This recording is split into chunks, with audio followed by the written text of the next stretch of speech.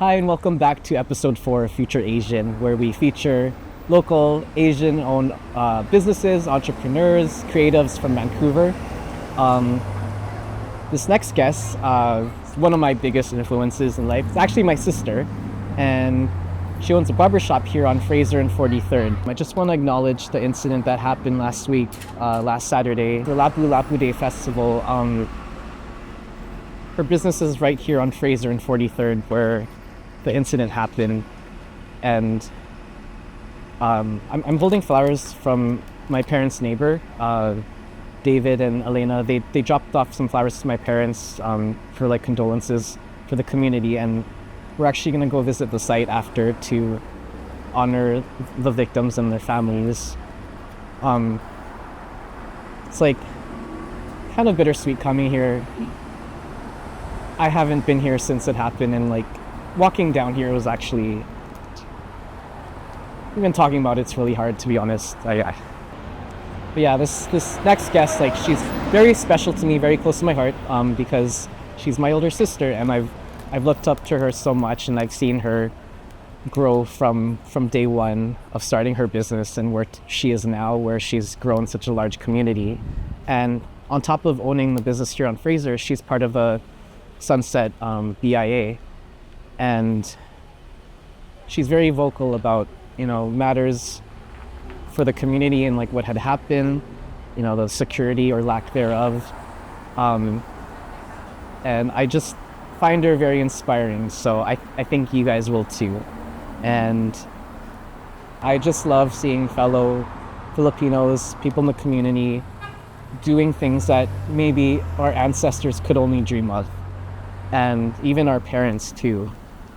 So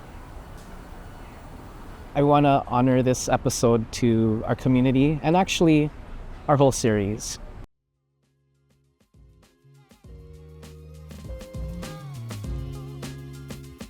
Hi, my name is Donna. I am the owner of Studio D Hair Salon here on Fraser Street. I remember in 1998, there was a movie called Soul Food. Yeah. It inspired me. It was like, was it Four Sisters? Yeah. Kind of reminded me of my family. Yeah. And Bertie, she owned a salon. And I was like, oh my God, I'm so that sister. Yeah. It chose to be that character. And I saw like her nephew was sweeping the floor. I was like, I want my kids to sweep my floor too. I went to hair school in 2001. Yeah. And so that's pretty much when I had the idea. I'm going to go to school. Yeah. I'm going to work somewhere and then build a client base. I've actually racked up at least 400 clients that I counted. Like, I felt like I still needed more time, like a year, to like save money, because I still didn't have enough money.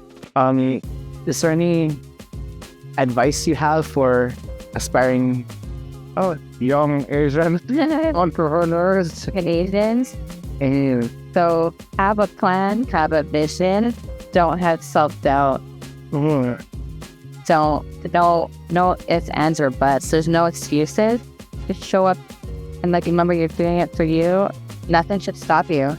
I pretty much became shocked that a lot of young teenagers were inspired to become barbers. A lot of my staff the staff and clients came from John Oliver High School. Yeah, just right across the street. Like, I was this young Filipino, word got out. And yeah. It was the newest shop, and so everyone was coming.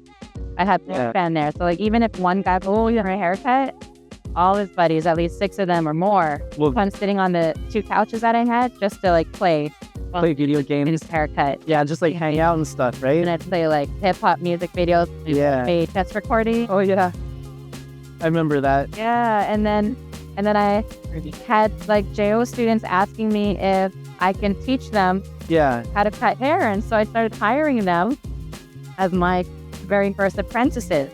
You know, it's easy to be like, oh no, it's too hard, or like, oh, I'm struggling. But even I saw her through the struggle too. Like, at one point when she was opening her shop, she needed one more bucket of paint to finish painting the shop.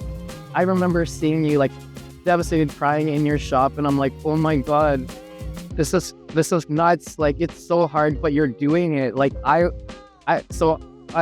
was, I guess, 23 at the time. I was a few years younger than you. Yeah. But for myself at that age, I couldn't picture having all that responsibility. Like, Oh my God, look at you now. And she has like, I would say birthed a lot of barbers. Like she's trained a lot of barbers, young barbers. I do like to have great relationships with other barbershop owners Yeah, who are all male.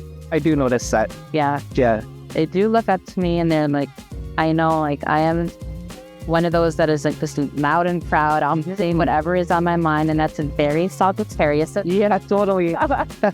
And I will fight for my people that I love. That is who I am. Yeah. I was overwhelmed, and I felt loved by my community when the incident of Lapu Lapu Day happened. Yeah, Hundreds of texts, yeah.